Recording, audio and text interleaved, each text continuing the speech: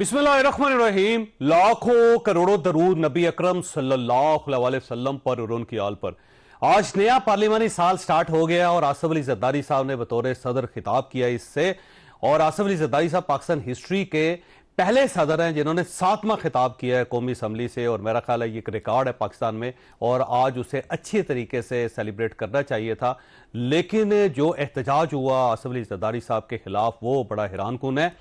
और आसिफ अली जरदारी साहब इस वक्त वाहिद सियासतदान हैं जो मफाहमत की बात कर रहे हैं और पाकिस्तान तहरीक इंसाफ की तरफ हाथ बढ़ा रहे हैं कि आप ये हाथ पकड़ें ताकि पाकिस्तान को क्राइसिस से निकाला जा सके। लेकिन पाकिस्तान तहरीक इंसाफ आसिफ अली जरदारी साहब को पसंद नहीं कर रही।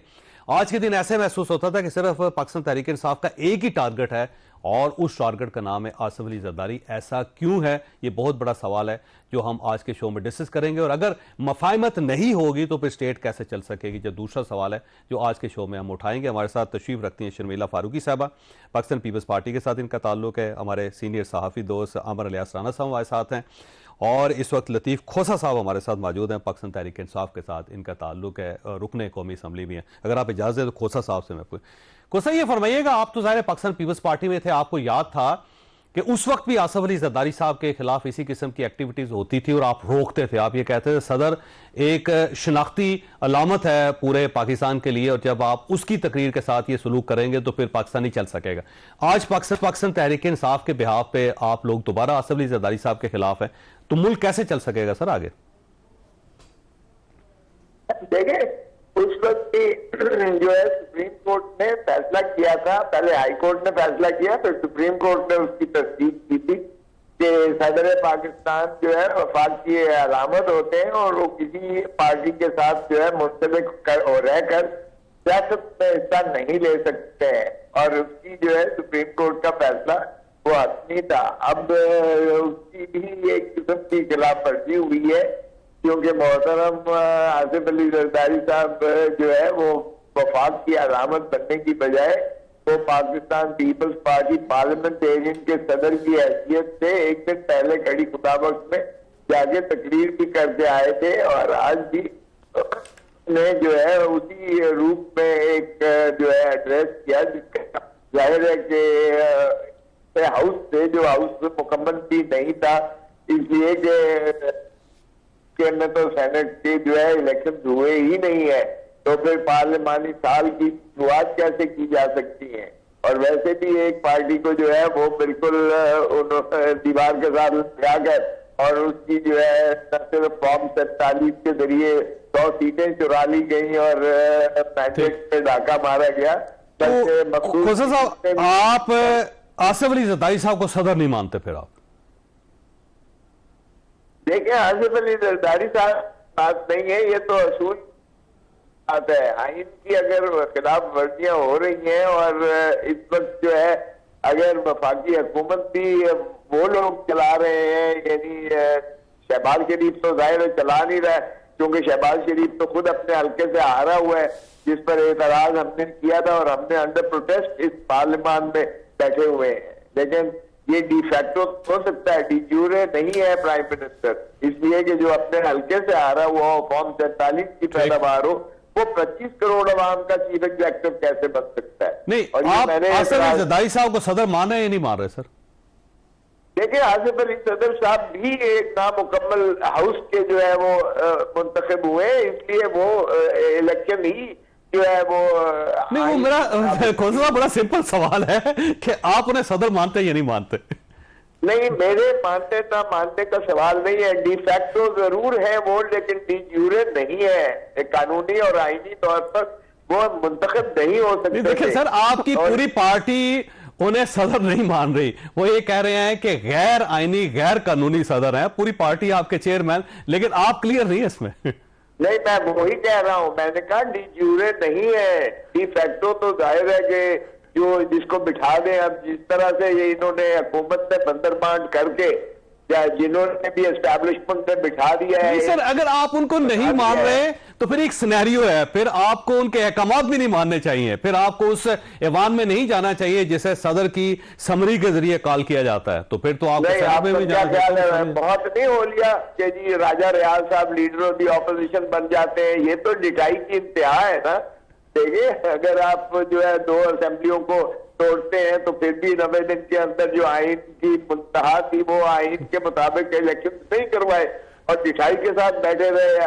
सुप्रीम कोर्ट का वर्डिक्ट भी आई फिर भी उसको नहीं माना और फिर भी जो है डिफाइंस करके और फिर भी डी फैक्टो जो है बैठे रहे और 16 माह की हुकूमत करते रहे और फिर केयर टेकर भी जिस तरीके से नहीं लेकिन अगेन सवाल मेरा फिर वही है कि हाँ सदर आसिफ अली जरदारी साहब को सदर मानते ही नहीं मानते।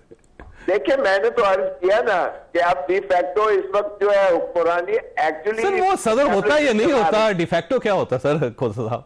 डिफैक्टो ये होता है जिस तरह एक आप आर्मी डिक्टेटर को बिठा दें वो डिफैक्टो तो है ठीक, लेकिन कॉन्स्टिट्यूशनली नहीं है, डी ज्यूरे नहीं है। बिल्कुल तो ठीक, वही है ये आइन, ये देखिए मार्शल लॉ से बदतर है ये रिजीम। आप साथ ही रहेगा खोसा, मैं दोबारा आपकी तरफ आऊंगा। शर्मिया फारूकी साहब आप वैसे क्यों इस किस्म की गलतियां करते हैं जिसकी वजह से खोसा साहब जैसे कानूनदान जो उनको भी आपके खिलाफ बोलना पड़ता है? अगर सदर साहब हैं तो फिर उन्हें पार्टी का ओहदा छोड़ देना चाहिए। शुक्रिया जावेद साहब। देखिए बात यह है कि ये माने या ना माने, ये तो खैर कुछ भी नहीं मानते ना। सुन्नी इत्तेहाद वाले सिवाय कैदी नंबर 804 के अलावा किसी को कुछ भी नहीं मानते। इनके लिए इस मुल्क के अंदर अगर कोई मसला है तो वो कैदी नंबर 804 है। इस मुल्क में ना गुर्बत है ना बेरोजगारी है। वो अपने लीडर की बात ठीक है, सबके लीडर जेलों में गए, हमारे तो लीडर शहीद भी हुए। शहीद जुल्फकार अली भुट्टो साहब शहीद हो गए, मोहतरमा बेनज़ीर भुट्टो साहबा शहीद हो गई, आसिफ अली जरदारी साहब ने 11.5 साल कैद काटी। ये तो कुछ भी नहीं है। मुल्क में और भी मसाइल हैं और जिन लोगों ने इनको वोट दे के पार्लियामान में भेजा उनके भी मसाइल हैं। आज तकरीबन इस पार्लियामेंट को आए हुए 29 फरवरी से लगा लें, तकरीबन कोई 1.5 माह हो गया है।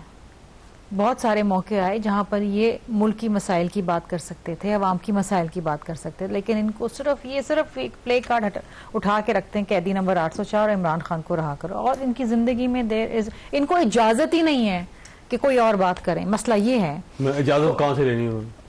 कैदी नंबर 804 से। खोसा साहब समझदार मेरी पार्टी के हैं, मैं इनकी बड़ी इज्जत करती हूँ। खोसा साहब ने हमेशा तवाज़ुन बरकरार रखा।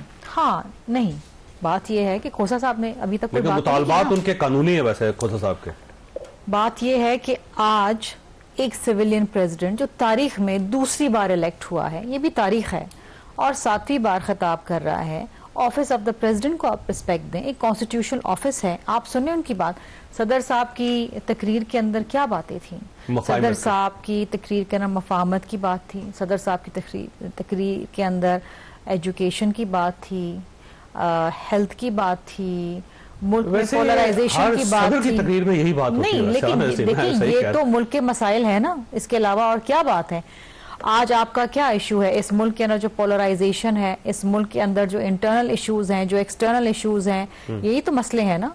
और इन मसलों का हल क्या है कि आप ये पोलराइजेशन, ये तकसीम को खत्म करें, साथ बैठें। बड़ा मौका, सुनहरी मौका है जो आपको मिला है कि इतनी सारी जमातें पार्लियामान के अंदर हैं, आप बैठें, मुल्क के मसाइल पे बात करें। चेयरमैन साहब वो आपको मानते हैं, वो सदर साहब को सदर साहब नहीं मानते, सदर साहब मानते नहीं है। फॉर्म 47 चौधरी साहब अगर ऐसी बात थी तो फिर प्रेसिडेंट के इलेक्शन में हिस्सा क्यों लिया? प्राइम मिनिस्टर के इलेक्शन में हिस्सा क्यों लिया? चेयरमैन सेनेट के इलेक्शन में हिस्सा क्यों लिया? स्पीकर के इलेक्शन में हिस्सा क्यों लिया? वाई? अपने कैंडिडेट्स इलेक्शन में क्यों पिच करें? अगर आप नहीं मानते तो फिर आप बैठे पार्लियामान से बाहर ना आए पार्लियामान में। वैसे आज सिर्फ आसिफ अली जरदारी साहब और पाकिस्तान पीपल्स पार्टी को टारगेट किया है पीटीआई ने, और ये सिर्फ वाहिद पार्टी है जो मुफाहिमत की बात कर रही है। क्योंकि पाकिस्तान मुस्लिम लीग तो खामोश है, वो तो कोई बात ही नहीं कर रहे। लेकिन उसी के खिलाफ आज जो एहतजाज हुआ है, इसकी क्या वजह हो सकती? नहीं चौधरी साहब, फर्क है। वो ये है कि आज सदर मुमलिकत जब खिताब करने आए हैं तो क्या आपका ख्याल है पीपल्स पार्टी और नून लीग शोर करती ताकि पीटीआई का एहतजाज और बढ़ता? उन्हें अपने सदर के खिताब को सुनना था, ठीक, इसलिए उन्होंने मौका दिया कि आप जो चाहें करें। सदर ने अपनी तकरीर की, ये फर्क है। और ये हमेशा से टारगेट सिर्फ आसिफ अली नहीं, क्योंकि आज मुकर्रर वो थे ना। अगर अपोजिशन में गवर्नमेंट साइड से कोई बोलता तो फिर बोल, उनका मकसद था कि सदर साहब स्पीच करें। वो इन्होंने खंदा पेशानी से सुनी बात कि आप जो करना चाहते हैं दुनिया। और ये कोई पहली दफा नहीं, वो आपने जिक्र भी कर दिया।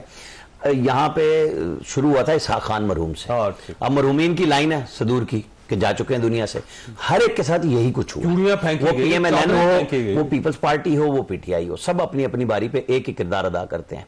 लिहाजा वो जो कह रहे हैं ना बैरिस्टर गौर साहब, मैं लतीफ खोसा साहब का नाम इसलिए नहीं ले रहा कि उन्होंने कहा ना हम सदर को मानते हैं ना वजीर आजम को गैर कानूनी है। मेरा सवाल सिर्फ ये है कि इनका कानूनी वजीर आला केपी गंडापुर साहब क्या लेने आते हैं वजीर आजम के पास, अगर गैर कानूनी हक लेने आते हैं। हाँ, तो भाई वो गैर कानूनी है, फिर क्यों मांग रहे हैं?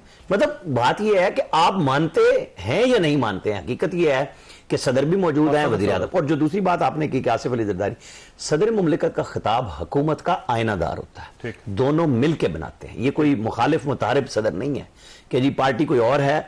ये मुफाहिमत का मैसेज कबूल ही नहीं कर रहे। नहीं, देखे ना, शहबाज शरीफ और आसिफ अली जरदारी ने उस वक्त दिया जब इमरान खान वजीर आजम बने। उन्होंने कहा ये चोर है, ये डकैत है, हम नहीं मानते। उन्होंने मिसाके मईशत की बात की थी। ये जितनी बात करते थे, इन्हें गाली ये पड़ती थी कि ये तो नीचे लगना चाह रहे हैं, ये तो अपोजिशन ही इमरान खान की दवाम दे रही है कि ये कोई तहरीक नहीं कर रहे, ये जुलूस लेके आते हैं और वापस चले जाते हैं। इनको पसंद था पीटीआई को और लोगों को 2014 का धरना कि मुल्क को मफलूज करो, रिजवी साहब का धरना कि मुल्क को मफलूज करो। यहाँ सियासत कुछ और हो रही है। पीपल्स पार्टी और नून लीग ने ना, मैं इस बात का पहले नहीं था दाई, लेकिन हालात ने हमें यह चीज समझने पे मजबूर की कि जो बेनजीर भुट्टो मरहुमा ने और नवाज शरीफ ने साइन किया ना, वो ये था कि जी हमने एक गंद कर लिया है और उसको फिर वो जरदारी साहब और नवाज शरीफ लेके चल रहे हैं कि इसको ठीक कैसे करना है। बाद में तो बीच में नहीं सर, बीच में से पीटीआई को 2011 में उठाया गया कि ये कैसे हो सकता है कि हमने इनको लड़ाना था, ये नई पार्टी आ गई। अब वो उनके गले पड़ गई जिन्होंने बनाई। अब मसला ये है कि उनको भी समझ नहीं आ रही, समझ किसी को भी नहीं आ रही। फैसला पार्लियामेंट में कर लेना चाहिए कि हमें आइंदा का इलेक्शन कैसे करना। इसके अलावा कोई और ऑप्शन नहीं है। और आप पहले दिन से ये बात करें, मैं खोसा साहब के पास जाकर दोबारा आपकी तरफ आऊंगा। खोसा, आज सदर साहब ने कहा हमारे पास वक्त कम है, और ये बात वैसे गलत नहीं है उनकी, और उन्होंने कहा मुफाहिमत के अलावा कोई रास्ता नहीं है। तो खोसा साहब, आप जैसे सीजन लोग हैं जो हर साइड पे जिनकी बड़ी रिस्पेक्ट है, तो आप मुफाहिमत की तरफ क्यों नहीं जाते सर?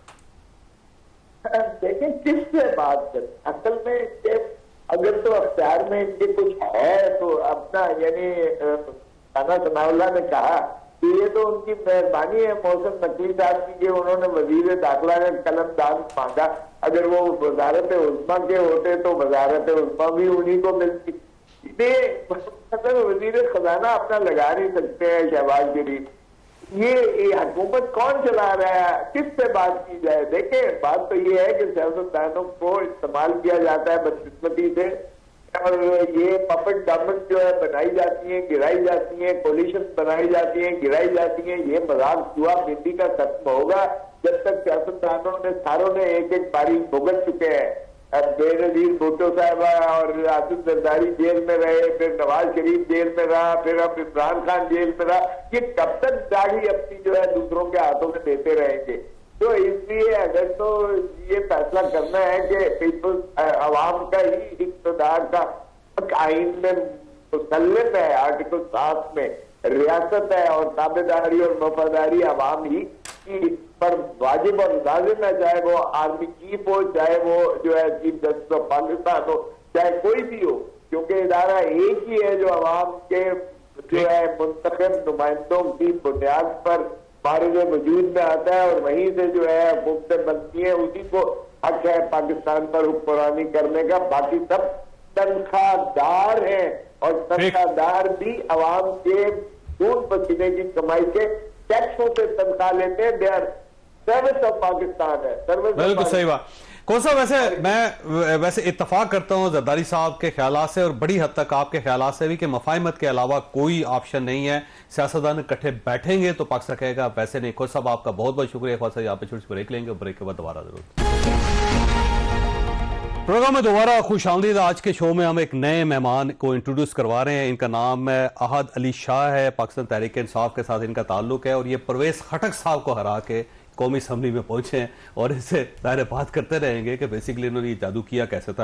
राना से ये फरमाइए, मुफाहिमत का मेरा ख्याल है आखिरी मौका है, और अगर अब भी मुफाहिमत नहीं होती तो फिर ये एक बड़ी लड़ाई है जिसके ज़ाहिर पाकिस्तान को नुकसान होगा। राना साहब, मैं कहता हूँ देखिए, मुफाहिमत हमेशा से मौका देती है। अब जो अभी खोसा साहब बात कर रहे थे कि हम इनसे क्यों बात करें, अब ये बात करना चाहते हैं आर्मी से। ठीक। अच्छा, आर्मी चीफ होता है, उनके साथ एक टीम है। वो कहते हैं मुझे और मेरी बेगम को आर्मी चीफ ने टारगेट किया हुआ है। और रोजाना की बुनियाद पे कह रहे हैं। पहले वो DGI का भी साथ नाम रखते थे, अब सिर्फ आर्मी चीफ हो गए। और कहते क्या थे 2 हफ्ते पहले 3 हफ्ते पहले कि 8 फरवरी के बाद मुझे कोई मैसेज नहीं आया, मैं मुंतजिर हूं। बात कैसे करना चाहते हैं? मुराद सईद साहब का एक मैसेज ट्वीट पे आया था कि इमरान खान साहब को 3 पेशकशें की गई थी कि 3 साल के लिए घर बैठ जाए, फलां हो जाए। एक तरफ मानते हैं, मैसेज आते हैं, दूसरी तरफ कहते हैं बात नहीं होती। अब वो बात है नहीं, आर्मी चीफ से नहीं होती, मसला वो तो आर्मी चीफ का तो क्लियर है कि अलवी साहब ने कितना जोर लगाया। अच्छा, आप क्या नहीं करते रहे उनके बारे में, लेकिन कोई मुकाबला नहीं हो रहा कि आर्मी चीफ इसलिए बदला ले रहे हैं कि आपने उनको ISI की DG से हटा दिया था, या आप उनको आर्मी चीफ नहीं बनने देना चाह रहे थे, या आप उनके रास्ते में रुकावटें डाल रहे थे। इशू ये है कि उनका काम है नहीं ये बात करना। आपको अगर रास्ता सियासी तौर पर लेना है, आप जिसको नहीं सदर मानते, जिसको वजीर आजम नहीं मानते, आपने बात अल्टीमेटली उनके लोगों से करनी। आप स्पीकर के पास क्या लेके गए? असद कैसर साहब के इलेक्शन कमिश्नर रोटेशन से आए, क्या स्पीकर ने अकेले ने फैसला कर लिया? मतलब मुझे बताए ना, आप रास्ता ढूंढते हैं। फजलुर रहमान से आप टॉक करते हैं, आप एक ट्वीट करते हैं असद कैसर साहब कि हमारी बातचीत होगी, अगले दिन JUI को वजाहत करनी पड़ी कि हमने इस तरह नहीं की, हमने कहा है कि जो आपने पशीन के जलसे में गुफ्तगू की है उसकी वजाहत करें, उसको आप उधर भी ठीक नहीं, आप इधर भी ठीक नहीं। तो आप चाहते हैं कि वो पॉलिटिकली गोद में दोबारा लिया जाए और इक्तदार दिया जाए। ऐसे नहीं होगा। आप ये जो पीपल्स पार्टी और नून लीग मारे खा खा के खड़े हैं, आप इनके ऊपर जो मर्जी करें, अब आपको पार्लियामेंट में आना पड़ेगा। इसके अलावा ऑप्शन आने से मुराद ये है कि आप जो रास्ता लेना चाहते हैं, आप इंतखाबी इस्लाहत करा लें, अदालती इस्लाहत करा लें। आप क्या नहीं, फखर इमाम ने बिल दिया था कि जनाब खोसा साहब की, जब मैं लतीफ खोसा साहब की बात नहीं कर रहा, आसिफ सईद खोसा साहब कि जनाब उनकी मुलाजमत में एक्सटेंशन कर दें, चाहे वो 68 कर दी जाए। मुलाजमत तो वो भी चाह रहे थे, फिर वो ऐवान सदर चाह रहे थे, सौदेबाजियां हो रही थी। तो ये खान साहब खुद कर रहे थे ना। 19 अगस्त को 2019 को उन्होंने आर्मी चीफ की एक्सटेंशन कर दी। अब लोग यहां पे फटाफट फलसफा भेजते हैं नवाज शरीफ ने सौदा किया। अरे भाई, वो तो नवाज शरीफ तो उसके बाद गया जब एक्सटेंशन मिल चुकी थी, उसमें तो नवाज शरीफ ने कुछ नहीं किया, इमरान खान ने ऑर्डर किए थे। फंसाया किसने? 22 नवंबर को आसिफ सईद खोसा साहब ने। अब जब तक उस जहन से बाहर नहीं ना आएंगे कि जी अब कुछ करना है, तो फिर मेरा ख्याल है फिर सियासी जमातें तभी हो सकता है। वैसे शाह साहब, वैसे आज आप गए थे कौमी असम्बली में और आसिफ अली जरदारी साहब मुफाहिमत की दावत दे रहे थे आपको, लेकिन जो कुछ आपने वहां पे किया, मेरा ख्याल है आपको ये नहीं करना चाहिए था। तो फिर इसके जवाब में जी चौधरी साहब मैं ये कहूंगा कि जो कुछ 8 फरवरी को हुआ तो फिर वो भी नहीं होना चाहिए था। क्या हुआ?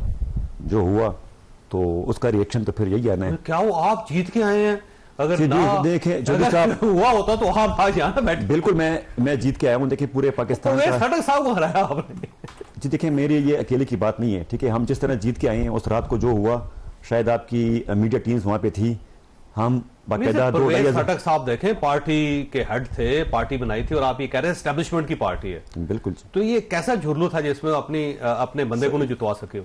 सर देखिए, जहाँ पे हमारा पश्तून माशरा है, ठीक है, आपको पता है, नौशहरा में आप किसी से भी पूछ लें, जिस तरह हम ये 5 सूबाई सीटें और 2 कौमी हल्के की सीटें, जिस तरह हमने इसको बचाया है, हम सुबह 8:30 बजे तक हम फार्म 47 के लिए हम बैठे रहे, हम 2-2.5 हज़ार बंदा लेके DRO ऑफिस हम बैठे रहे, हमने धरना दिया, हमने अपनी वहाँ पे जाके बैठ के अपनी वोट की हिफाजत की, हम उसमें अल्हम्दुलिल्लाह कामयाब हो गए। तो जो बाकी लोग हारे हैं वो अपने वोट की हिफाजत नहीं करते? बिल्कुल, उसमें कुछ लोगों की अपनी कसूर तो आपका हुआ ना, आप लोगों का। देखिए इलेक्शन कराना स्टेट की रिस्पॉन्सिबिलिटी है, ठीक है, वोट डालना लोगों की जिम्मेवारी भी है, लोगों की रिस्पॉन्सिबिलिटी है कि वो जाके वोट डालें। उनका फिर ये काम नहीं है कि वो जाके फिर सुबह तक बैठे रहें कि अपना रिजल्ट लें, अपना फॉर्म 47 लें। ये हुकूमत का काम होता है, ये स्टेट का काम होता है। तो उसके लिए आपको गवर्नमेंट के साथ बैठना पड़ेगा ताकि सिस्टम बेहतर करें आप। तो जिस तरीके से ये गवर्नमेंट आई है, हम तो जब भी आपके इस शो में मैं इससे पहले भी आ चुका हूँ, हम बार बार एक ही बात रिपीट करते हैं कि ये फॉर्म 47 से बनी हुई हुकूमत है। तो भाई सदर साहब को सदर क्यों नहीं मानते आप? तो जी हम किस तरह मान लें, जो तरीक़ेकार अपनाया गया इस इलेक्शन में, तो फिर सदर साहब के अहकामात क्यों मानते आप? हमने तो नहीं मानते तो अहकामात क्यों मानते? हमने जिनको कौन सा काम माने सदर साहब का? सदर का इलेक्शन लड़ा आपने भाई, हमने महमूद खान अचकज़ई साहब को अपना उम्मीदवार जी हमने बिल्कुल सदर इलेक्ट होके आया, हमने जी इसमें बिल्कुल हिस्सा लिया, क्योंकि देखिए आपने सियासत भी करनी है, आपने एहतजाज भी करना है, तो ये सब चीजें लेके चलना है। सियासत करनी है ना, शर्मिला साहबा, सियासत करनी है, बिल्कुल करनी है जी। तो सियासत, इनके सियासत का महवर यही है, गालम गलोच, बदतमीजी, हाउस में बिजनेस चलने नहीं देना, और नारे लगाना, मैंने आपको बताया ना, इनकी सियासत ही यही है। ये जो वोट लेकर आए, अभी मेरे भाई कह रहे हैं मैं वोट लेकर आया, तो इनके हल्के में धांधली नहीं हुई, बाकी पूरे पाकिस्तान इन्होंने होने नहीं दी, वो कह रहे होने नहीं दिया हमने, 2,500 बंदा बाकियों ने इकट्ठा भी करके। होने नहीं दी थी, लेकिन जाहिर बात है कि वो जिस तरह हुआ सो हुआ। ये समझते हैं कि केपीके में धांधली नहीं हुई, बाकी पूरे पाकिस्तान में धांधली हुई। जहां जहां से ये लोग जीते हैं वहां इलेक्शन सही हुआ है, जहां ये आ रहे हैं वहां इलेक्शन गलत हुआ है। और दूसरी चीज ये है कि अगर आप इस पूरे प्रोसेस को मानते ही नहीं है और आप समझते हैं कि बाकी फॉर्म 45, 47 का मसला है, ये सारे फॉर्म 47 वाले हैं, तो फिर आप उस इलेक्शन का बाइकआउट करते हैं ना। अपने कैंडिडेट्स क्यों पिच किया आपने? अच्छा, मजे की बात यह है कि ये हमसे जो लड़ाई कर रहे हैं तो इनका अपना नुकसान है, क्योंकि हम तो वही बात कर रहे हैं जो ये बात कर रहे हैं। चेयरमैन बिलावल भुट्टो जरदारी साहब ने अपनी इनॉग्रल स्पीच नेशनल असेंबली में ये कहा 2018 में नहीं, अभी 2024 में, ये जो अभी जो पहली स्पीच उन्होंने दी, यही कहा कि हम भी चाहते हैं कि फॉर्म 45, 47 का मसला हल हो। जब हम 2018 में फॉर्म 45 की बात करते थे तो आप हमारा हाँ, तो आप मजाक उड़ाते थे हमारा। फर्क ये था कि पहले हम उस तरफ थे, अब इस तरफ हैं। जब हम बात करते थे तो ये मजाक उड़ाते थे, आज इस तरफ है और ये एहतजाज करें। अगर उस वक्त बैठ के मसले का हल ढूंढ लेते, इस्लाहात कर लेते, तो आज ये मसला नहीं होता। फिर भी चेयरमैन साहब ने कहा कि अगेन हमारे पास एक सुनहरी मौका है, आज भी बैठ के इंतखाबी इस्लाहात करें हमारे साथ, ताकि आइंदा आने वाले इलेक्शन में जीतने वाला जीत माने, हारने वाला हार मान ले। आपने ऑफर की लेकिन आज उन्होंने कबूल नहीं की, तो अब आपके पास ऑप्शन ये क्या है? तो ये देखिए इनकी बदकिस्मती है, तारीख बार बार मौके नहीं देती चौधरी साहब। एक मौका 2018 में मिला, एक मौका मिला, शायद अगली बार ना मिले इनको मौका। यानी इनका नुकसान होगा। नुकसान इनका देखें, हम तो इस बात को मानते हैं, हम पीपल्स पार्टी कंसेंसस पॉलिटिक्स करती है। वी बिलीव कि हमने सबको साथ लेके चलना है। हमारे लिए किसी से जाती दुश्मनी नहीं है, हमारा किसी से जाती झगड़ा नहीं है। हमारा झगड़ा क्या है? ये इनको फॉर्म 45, 47 का मसला है। हम भी ये कहते हैं कि इस मसले को हल करो, हम भी कहते हैं जुडिशियल रिफॉर्म्स करो, हम भी कहते हैं मामला दुरुस्त करो। तो फिर झगड़ा किस बात का है? अच्छा, ये कहते हैं मई 9 के वाकयात के ऊपर जुडिशियल कमीशन बनाओ, हम भी वही बात कर रहे हैं। तो इख्तलाफ किधर है? वैसे तो फिर झगड़ा मसला किस क्या बात है? का? लड़ाई आपकी क्या है? हाँ, क्या है? नहीं, हम तो लड़ तो हम किसी से नहीं रहे, हम तो आज जो तूफान बदतमीजी था ये पार्लिमानी रिवायत के बरखिलाफ है, गैर पार्लिमानी रवैया है। आप ऑफिस ऑफ द प्रेसिडेंट, आपको कोई शख्सियत पसंद हो ना हो, लेकिन you can not disrespect constitutional officers. ये आपको पार्लिमानी रिवायत सीखनी पड़ेगी। तो वैसे और अगर नहीं खिताब सीखेंगे तो आपके बच्चे भी यही करेंगे, फिर आप शिकायत नहीं कर सकेंगे। वैसे तो ज्यादातर नौजवान जो इसी पार्टी के अंदर तो गलत है। नहीं, साहब ने किया ना। नहीं, हम तो देखिए जी, हमने अपना एहतजाज रिकॉर्ड कराना था और हमने सदर साहब ने अपनी स्पीच करनी थी, हमने अपनी बात पहुंचानी थी। वैसे बाजे कौन लेके गया था? बस वो जो लेकर आया था, फिर वो उनसे पूछ लिया। वैसे कौन लेके आया था? मुझे नहीं पता कौन लेकर आया था, और क्योंकि हमारे समझे ठीक है ये जी नहीं हम तो नहीं लेकर आए बाजे। इवन जब पार्लियामेंट कमेटी की मीटिंग हो रही थी तो उसमें बैठे हुए थे। पार्टी में बड़ी तकसीम है ना, मसला ये है। नहीं करिए, इनमें बहुत सारे सियासी लोग हैं, बहुत सारे गैर सियासी लोग हैं, और जो गैर सियासी लोग हैं वो सियासी लोगों पे हावी हो गए। वैसे कौन को आइडिया कहाँ से आता है ये सब कुछ, बाजों का, सीटियों का? नहीं जी, हमारा कोई ना कोई पार्टी की पॉलिसी है, ना कोई मीटिंग में इस तरह की बात हुई थी। ये अगर कोई इनफरादी तौर पे, तो आप ऐसे पूछेंगे उनसे ये क्या किया उन्होंने? बिल्कुल जी, पूछना चाहिए। वैसे बिल्कुल पूछना चाहिए। अगला तो ये है कि ढोल लेके भी आ जाए वहां पे, ही हो सकता है। कुछ भी लेके आ सकते हैं, कुछ भी लेके आ सकते हैं। ये नहीं, वैसे आपका क्या ख्याल है? ठीक है, ढोल के अलावा और बहुत ठीक कुछ नहीं लेके है, आ सकते हैं। बिल्कुल नहीं, इनसे कोई कहना बैद चाहिए नहीं था। बट देखें, वो जैसी करनी वैसी भरनी। तो बस ये जिस तरह का इन्होंने रवायत रखी है, बुनियाद रखी है, तो ये पूरी की पूरी बिल्डिंग माजरत के साथ हमने बुनियाद नहीं रखी है। हम तो बड़े पार्लिमानी लोग हैं, हमने आइन बनाया है, हमने अच्छी रिवायात रखी हैं। आज भी सदर साहब की तकरीर के अंदर यही था कि इस पोलराइजेशन को खत्म करें, इस तकसीम को खत्म करें। हम तो आज भी मफाहमत की बात करते हैं। तो मैंने एक ब्रेक लेनी है जी, लेकिन राणा साहब आपके पास एक सवाल छोड़ के जा रहा हूं कि आज वैसे तो ख्वाजा आसिफ साहब ने भी लाइन क्रॉस की, उन्होंने कहा जी मुल्क दुश्मन पार्टी है ये, और इनके साथ वही सलूक होना चाहिए जो मुल्क दुश्मन पार्टियों के साथ होता है। मेरा नहीं ख्याल कि वज़ीर दिफा को इस टाइप का कोई बयान देना चाहिए। पॉलिटिकल पार्टी है, उसकी रिस्पेक्ट होनी चाहिए। छोटी सी ब्रेक और ब्रेक के बाद दोबारा जरूरत। प्रोग्राम में दोबारा खुश आमदीद। राना साहब ये फरमाइए सर, ये ख्वाजा आसिफ साहब ने एक बयान दिया, मेरा ख्याल है ऑब्जेक्शनेबल है। वज़ीर दिफा को कम से कम ये नहीं कहना चाहिए एक पॉलिटिकल पार्टी के बारे में कि ये मुल्क दुश्मन है और उनके साथ वो सलूक होना चाहिए जो मुल्क दुश्मनों के साथ होता है। कल को हो सकता है ख्वाजा साहब को इनके साथ बैठना पड़ जाए, किस मुंह से बैठेंगे फिर? सियासतदान सबका एक ही जैसा फेस है और बड़े सुकून से बैठ जाते हैं। इमरान खान साहब बैठे पंजाब के सबसे बड़े डाकू के साथ, बिलावल भुट्टो और जरदारी साहब की क्या स्पीचेस थी, इन्होंने ऑफर की कि हम आपके साथ बैठते हैं, आप हुकूमत बना लें। कोई मौलाना फजलुर रहमान और इमरान खान का सोच भी सकता था कि इनके दर पे बार बार हाजिरी होगी, हो रही, मतलब सियासत इसी चीज का नाम है ना। लेकिन मैं आपको बताऊं, उसको ना आप इस तरह नहीं बयान ले सकते। ठीक है, उन वजीर दिफा का लफ्ज लगा हुआ है उनके साथ और वो कह रहे हैं कि मुल्क दुश्मनी। असल इशू है शेर अफजल मरवत साहब का बयान। ठीक है, आप एक ऐसे वक्त में जब आप बड़ी मुश्किल से मेहनत करके लोगों को लाते हैं कि इन्वेस्टमेंट का माहौल बने, अब ये अच्छी बात हुई कि पीटीआई ने लाइन में लग के उनको डिसोन किया कि ये हमारा कोई ताल्लुक नहीं, और उन्होंने भी कहना पड़ा। हालांकि ये वही आज भी मैंने आज भी बयान दिया, हालांकि ये वही आदमी है जिन्होंने कहा बैरिस्टर गौहर चेयरमैन होगा। पूरी पार्टी ने कहा नहीं, इमरान खान ने नहीं कहा, फिर वो हो गया। ये खान साहब की अपनी पॉलिसी है ना कि वो मैं मिलने गया हूं तो ये कह देंगे, आप मिलने गए तो ये कह देंगे, तीसरी पार्टी आएगी कि यार इन दोनों को समझाओ। तो वहां जेल से इस किस्म की मैसेजिंग होती है। वो शेर अफजल मरवत साहब के ख्यालात हैं, वो इमरान खान साहब के आपको मैं बताऊं, उनका फिक्रे का आखिरी हिस्सा ये था कि खान साहब के साथ ज्यादती की गई कि वो मोहम्मद बिन सलमान के बारे में ये भी बात की गई कि कैबिनेट में उन्होंने कहा कि जनाब इसका तख्ता। मैं वो आदमी हूं जिसने सबसे पहले ये बात मीडिया पे कही थी कि इनके वजीर पहुंच गए हैं वहां लेके, और उन्होंने कुर्सी यूं घुमा के कही थी। मैंने पूरा एक्शन किया कि कैबिनेट में क्या हुआ था, तो उसकी भी वजाहत वो कर रहे थे। फिर खान साहब की आज भी गुफ्तगू आई कि नहीं मेरे साथ तो उन्होंने बड़ा अच्छा सलूक किया, फलां किया। तो भाई ये सोचना चाहिए कि आपके बंदे इस किस्म की गुफ्तगू कैसे करते हैं, फिर आप उनको ऑन भी करते हैं।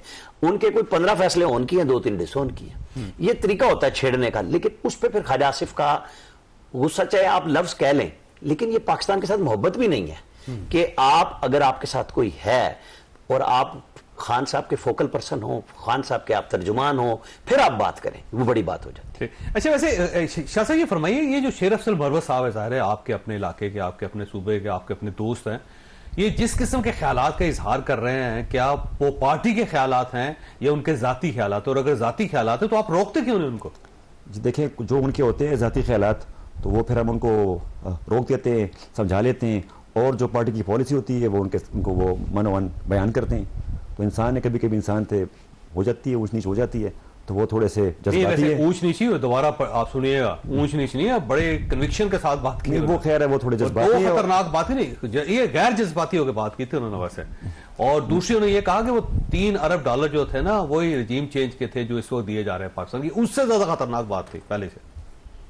नहीं कुछ जो देखें, जो बातें उनकी जाती है तो वो उनका वो खुद जवाब देंगे, और जो पार्टी पॉलिसी है तो वो उनको पार्टी बताती है, वो उन्हीं तरह उसको वो करते हैं। आपकी पार्टी में जाती तौर पे कुछ भी कहा जा सकता है, इंसान अच्छी जाती तौर पे इंसान कुछ भी कह सकता है। हर पार्टी में जमहूरियत है, इंसान आजाद है, कह सकता है अपनी तो पार्टी क्यों है ये?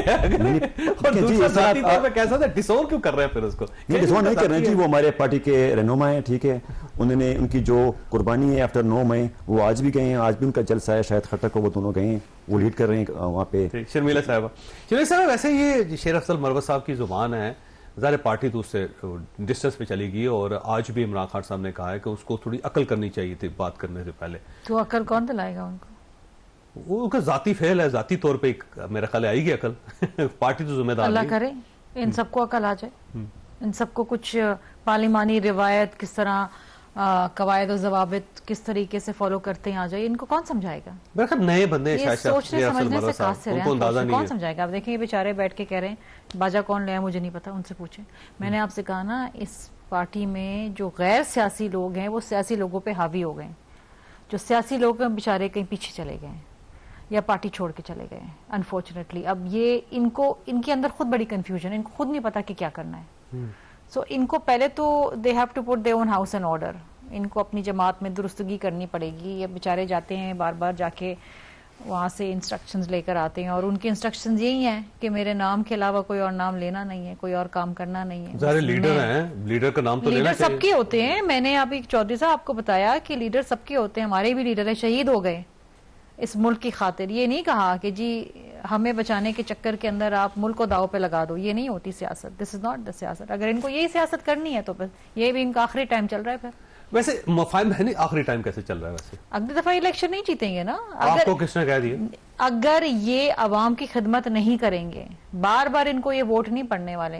नहीं, आप इस बार भी कहते थे कि पार्टी खत्म हो गई। मैं तो नहीं कहती थी। आप कहते थे इनके पास बला नहीं है, मैंने नहीं कहा, हमने कभी नहीं कहा। नहीं, देखें, और बिल्कुल हेडलेस पार्टी है। देखें चौधरी साहब, इलेक्शन सिंबल छिन जाना ये पहली और आखिरी बार नहीं हुआ। हमारे साथ भी हो चुका है, PMLN के साथ भी हो चुका है। हमने भी इलेक्शन लड़े, इन्होंने भी लड़े, हमें भी सीटें मिली, इनको भी मिली सीटें।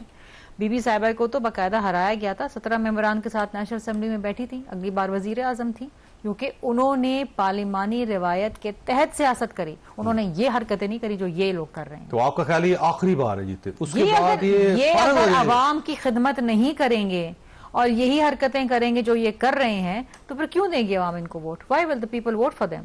लोगों के मसाइल है ना, लोगों ने उनको ये शोर शराबा गालम गलौज करने के लिए तो पार्लियामान में नहीं भेजा ना।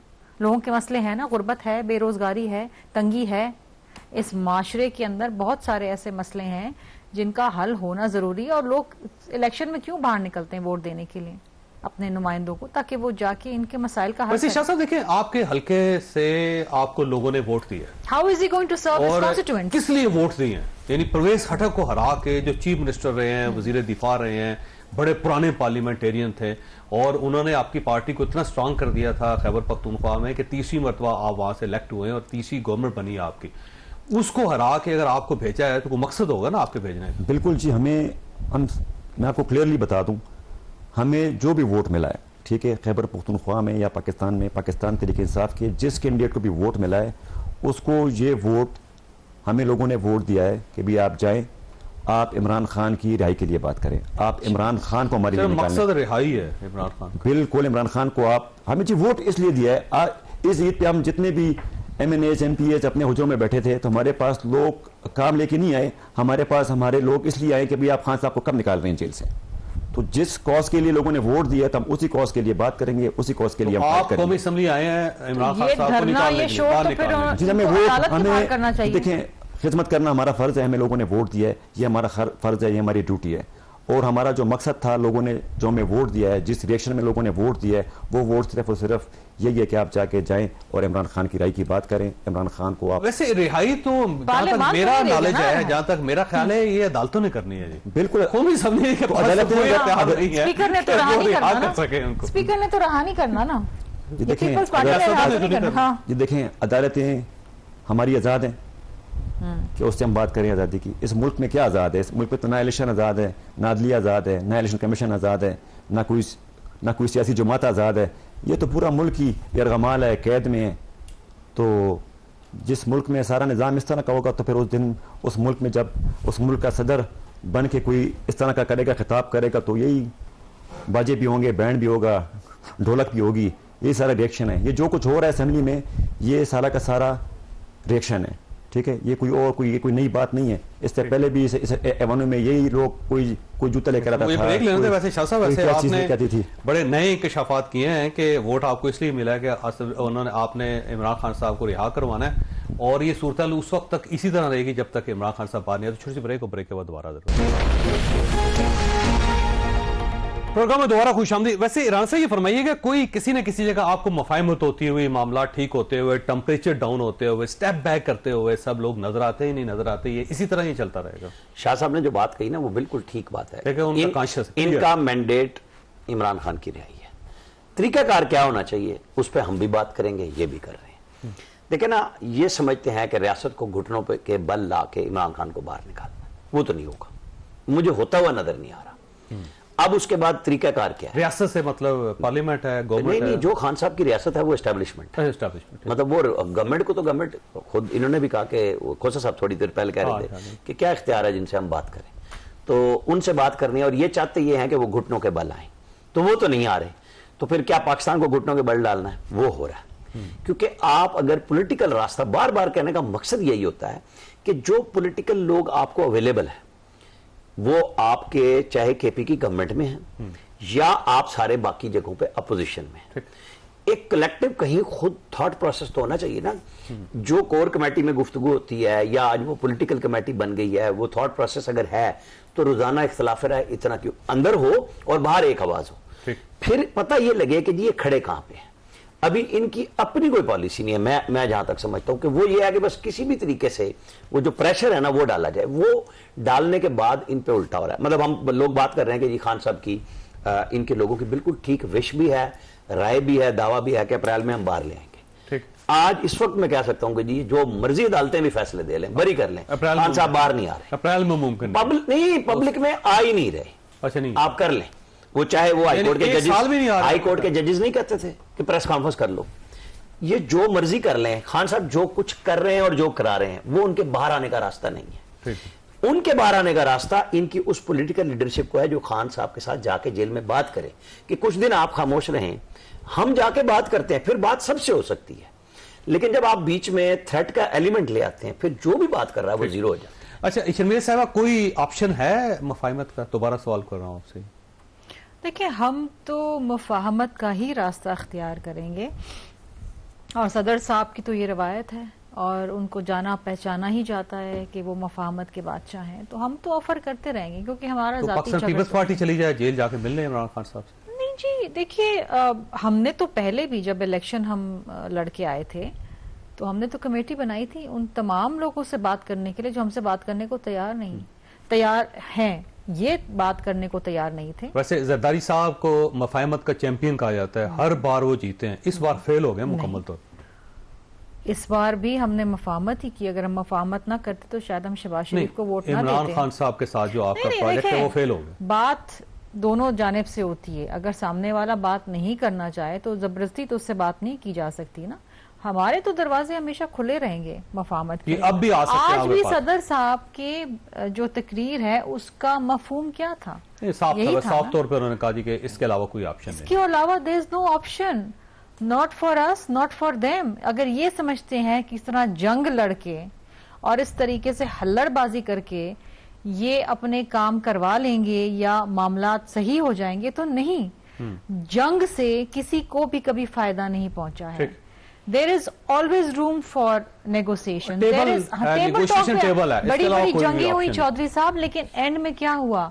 आपको बैठ के बातचीत के जरिए ही, डायलॉग के जरिए ही मामला हल करने पड़े। अच्छा शाह साहब, आपका ख्याल ये है कि पार्लियामेंट के अंदर शोर करने से या गवर्नमेंट को कॉर्नर करने से, उसे दीवार से लगाने से इमरान खान साहब रिहा हो सकता है?